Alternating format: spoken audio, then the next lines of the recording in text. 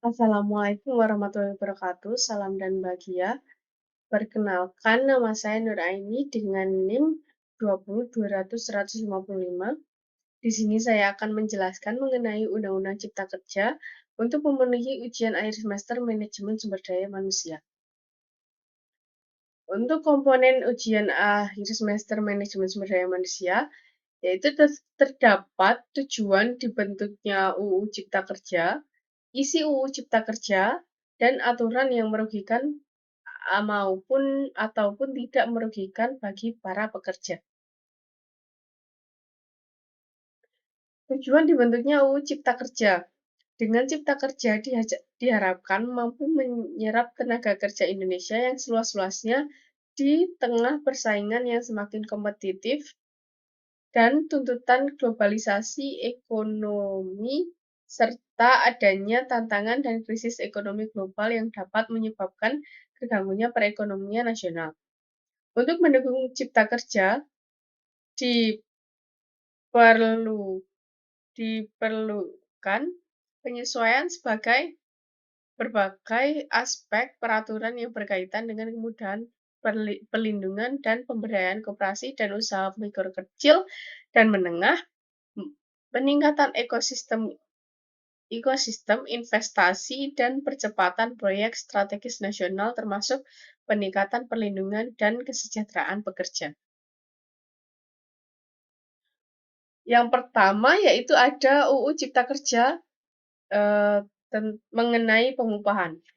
UU Cipta Kerja mengenai pengupahan salah satunya terdapat pada pasal 88, dari pasal 88 sampai dengan pasal 88A dan sampai dengan pasal 88F.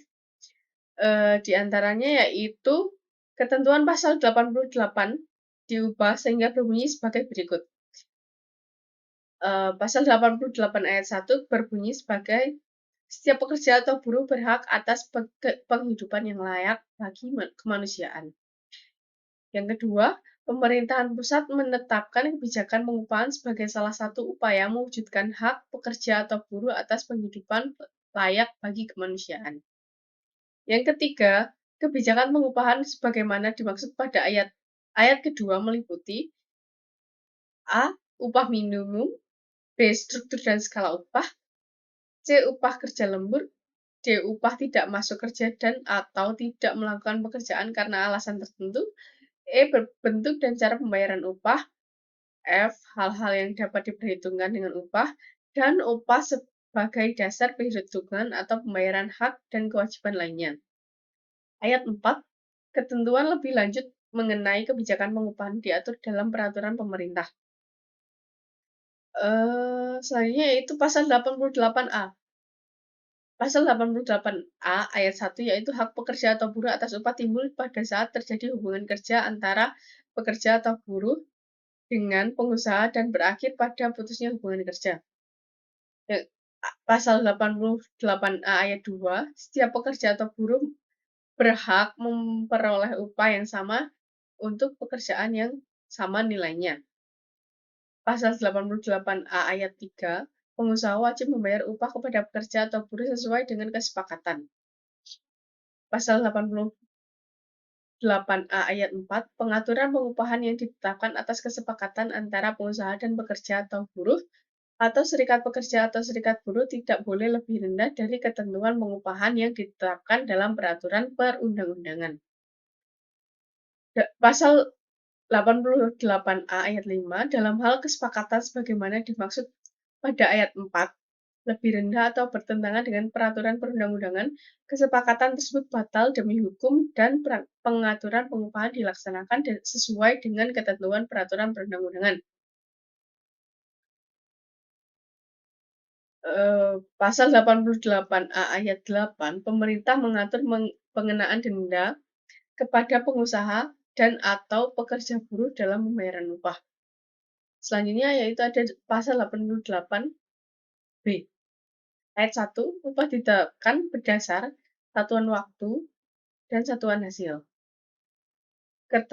Ayat 2, pasal 88B ayat 2, ketentuan lebih lanjut mengenai upah berdasarkan satuan waktu, dan/atau satuan hasil sebagaimana dimaksud pada ayat 1 diatur dalam peraturan pemerintah. Pasal 88C, Gubernur wajib menetapkan upah minimum provinsi. Gubernur dapat menetapkan upah minimum kabupaten kota. Penetapan upah minimum kabupaten atau kota sebagaimana dimaksud pada ayat 2 dilakukan dalam hal hasil perhitungan upah minimum kabupaten atau kota lebih tinggi dari upah minimum provinsi.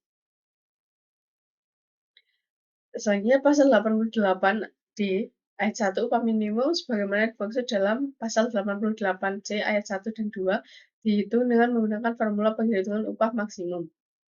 Pasal 88E upah minimum sebagaimana dimaksud dalam pasal 88C ayat 1 dan 2 berlaku bagi pekerja buruh dengan masa kerja kurang dari 1 tahun pada perusahaan yang bersangkutan. Pasal 88E ayat 2, pengusaha dilarang membayar upah lebih rendah dari upah minimum. Yang terakhir yaitu pasal 88F.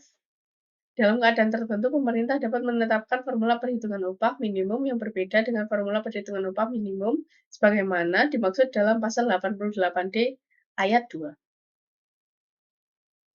Selanjutnya yaitu UU Cipta Kerja dalam kontrak kerja.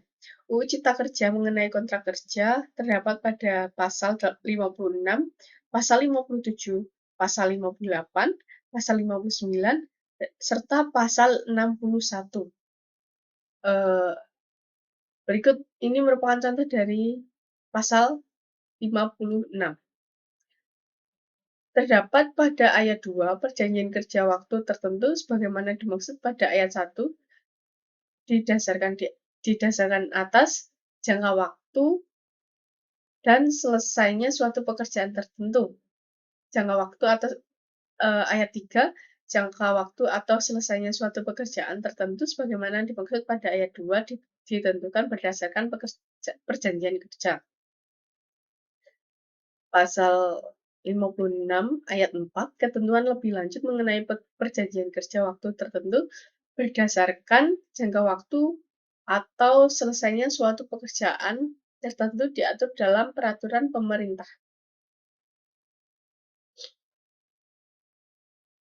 Selanjutnya yaitu UU Cipta Kerja, Hak Cuti dan Libur. UU Cipta Kerja mengenai hak cuti dan libur terdapat pada pasal 79 ayat 3, pasal 79 ayat 4, dan pasal 79 ayat 5. Yaitu yang berbunyi, cuti sebagaimana pasal 79 ayat 3, cuti sebagaimana dimaksud pada ayat 1, yaitu di ayat 1 ada waktu istirahat dan cuti. Pada huruf B, yang wajib diberikan kepada pekerja atau buruh yaitu cuti tahunan paling sedikit 12 hari setelah 12 hari kerja setelah pekerja buruh yang bersangkutan bekerja selama 12 bulan secara terus-menerus. Lalu ada pasal 79 ayat 4, pelaksanaan cuti tahunan sebagaimana dimaksud pada ayat 3 diatur dalam perjanjian kerja, peraturan perusahaan, dan perjanjian kerja bersama. Yang selanjutnya yaitu ada UU Cipta Kerja Pesangon. UU Cipta Kerja mengenai pesangon terdapat pada pasal 156 dan pasal 157. Di mana di pasal 156 dalam hal terjadi pemutusan hubungan kerja, pengusaha wajib membayar uang pesangon dan/atau uang penghargaan masa kerja dan uang pengganti hak yang seharusnya diterima. Uang pesangon pasal 156 ayat 2, uang pesangon sebagaimana dimaksud pada ayat 1 diberikan dengan ketentuan. Contohnya masa kerja kurang dari 1 tahun, itu 1 bulan upah, masa kerja 1 tahun atau lebih tetapi kurang dari 2 tahun, yaitu 2 bulan upah, masa kerja 3 tahun atau lebih tetapi kurang dari 4 tahun, 4 bulan upah, sampai masa kerja 8 tahun atau lebih didapatkan 9 bulan upah.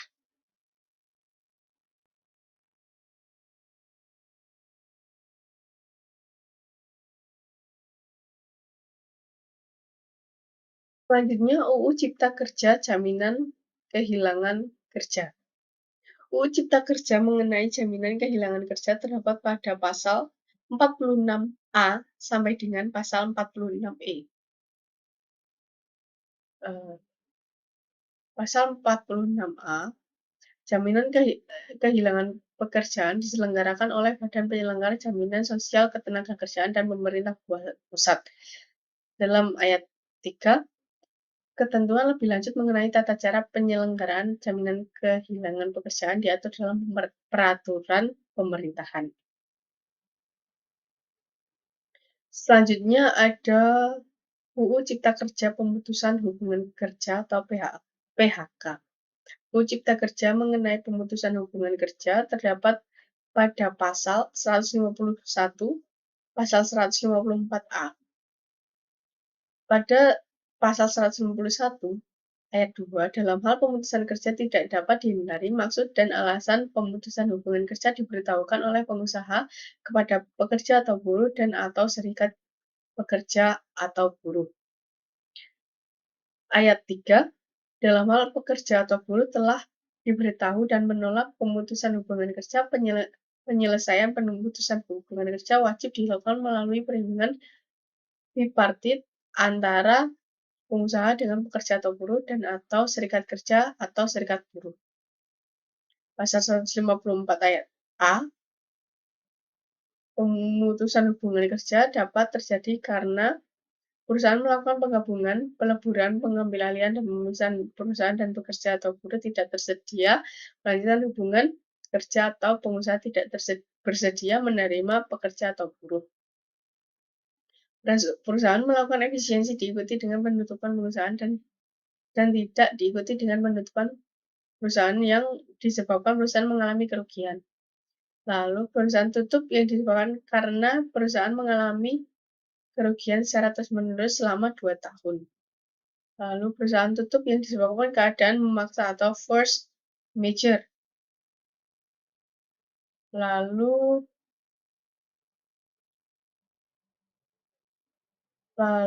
perusahaan dalam keadaan penundaan kewajiban pembayaran utang.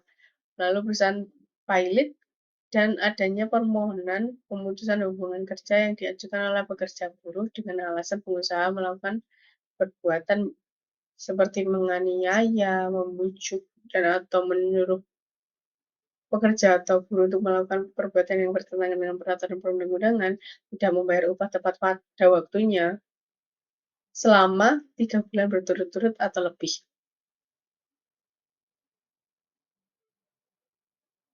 Selanjutnya peraturan yang merugikan pekerja.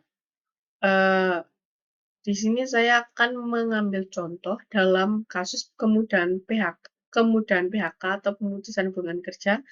Undang-Undang Cipta Kerja mempermudah proses PHK bagi perusahaan. Hal ini dikhawatirkan dalam menyebabkan meningkatnya jumlah PHK dan ketidakpastian kerja bagi para pekerja. Sekian penjelasan yang dapat saya sampaikan. Apabila terdapat banyak kesalahan kata dan kalimat, saya mohon maaf yang sebesar-besarnya. Wassalamualaikum warahmatullahi wabarakatuh. Salam.